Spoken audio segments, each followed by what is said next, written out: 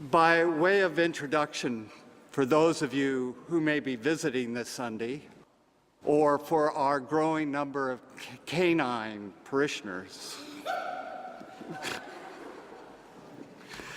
this congregation is in the midst of a transition in leadership. There's both celebration and disappointment amongst us. What we share in common is uncertainty.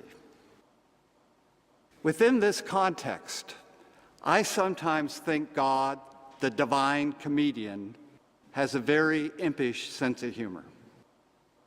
Asking me just at this time to preach on mountaintop experiences seems mean and a wee bit cruel.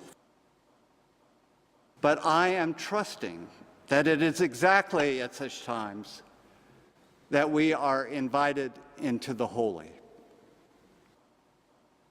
Right now, I can't go up with Moses up to Mount Horeb, where hidden by a cloud, Yahweh reveals his backside to him. I'm down below with the Israelites, wondering what could possibly be going on over the next 40 days and nights up in the cloud. Nor am I in a place where I can accompany Jesus with Peter, James, and John, the leaders of the early church, up to the top of Mount Tabor to see the transfiguration of their master and the appearance of Moses and Elijah at his side, or to hear the divine voice spoken from a cloud. I'm down at the foot of the mountain with the rest of the disciples, wondering why we weren't invited along, and annoyed they aren't telling us anything about what happened there. Of course, that is the nature of mountaintops. Real life is down below, down in the valley, or on the plain that looks so picturesque and perfect from above. Real pain is happening. Sickness, injustice, betrayal, broken relationships, rejection, grief, fear, and anxiety litter the landscape of our lives. The mountain is in the distance and seems to taunt us with what might be. I've had many opportunities to reflect on the Transfiguration over the years, as it is always the last Sunday in Epiphany, and it has its own feast day as well on August 6th. It is always celebrated on the Sunday before Lent, because it is the perfect bookend to the beginning of Epiphany, with three wise men visiting Jesus, like three apostles viewing his transfiguration, followed the next Sunday with his baptism, and the same words echoed today. This is my Son, my beloved. With him I am well pleased. Listen to him. But each time I encounter the mystery of this story, it is from a different perspective. I listen, but hear different things each time. In part, it depends on how I approach the story. Sometimes I have approached this story with historical questions. How did this happen? Where did it happen? Did it happen? Other times I've approached it with solely theological questions.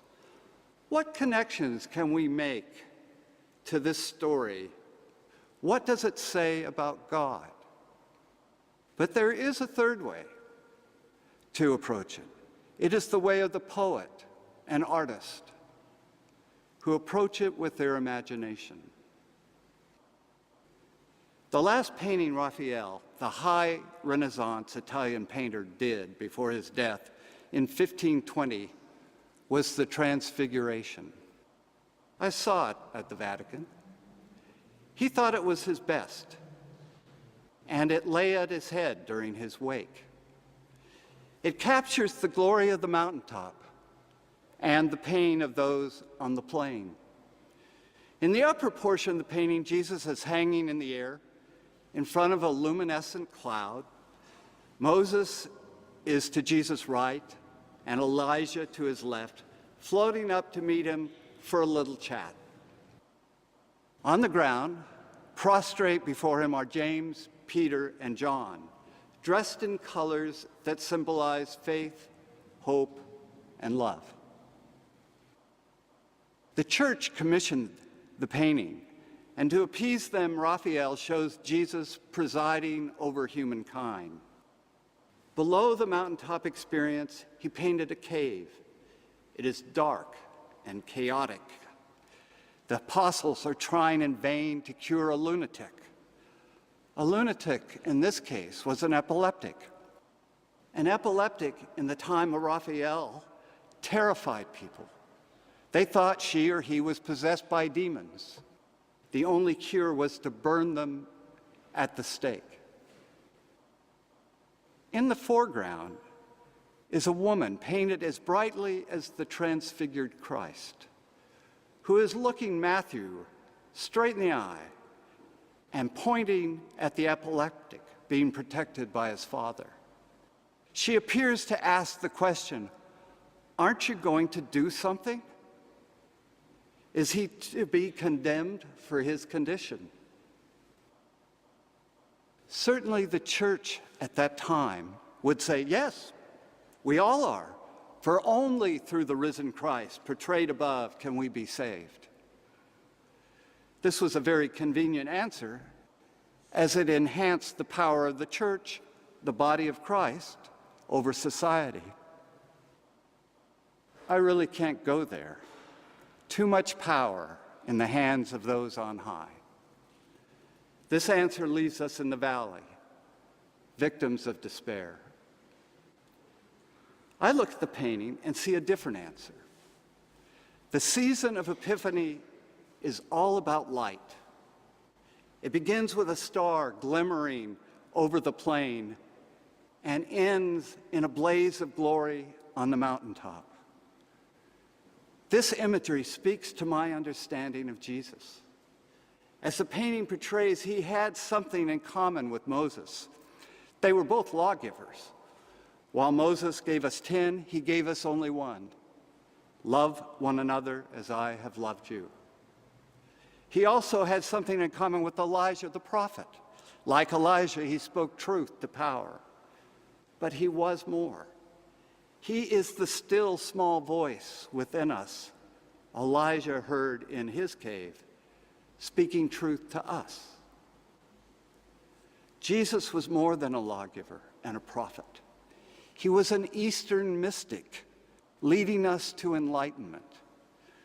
This is something we who see and think through an exclusive Western filter often miss. I agree with Cynthia Bourgeault, who in her book, The Wisdom Jesus, makes the case the church got him wrong from the start. So we miss what he was up to. She argues persuasively that his purpose was to bring us to higher levels of consciousness or enlightenment until our beings were fully integrated, one with ourselves, our neighbors, nature, and the divine. His was a path up this mountain of enlightenment. His path seeks to lead us to that alternate reality. It is the one Psalm 46 hints at.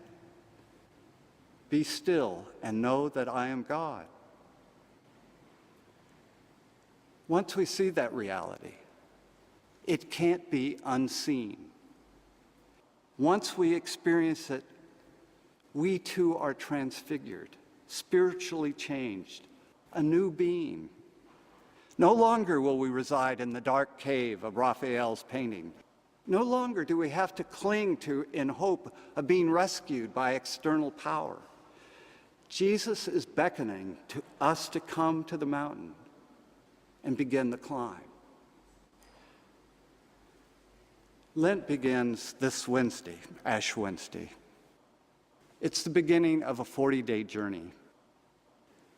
May it end on Easter Day with us in the clouds with Moses and Jesus, where we will hear that we too are beloved. I know I'm eager to leave the valley. Anyone care to join me? Amen.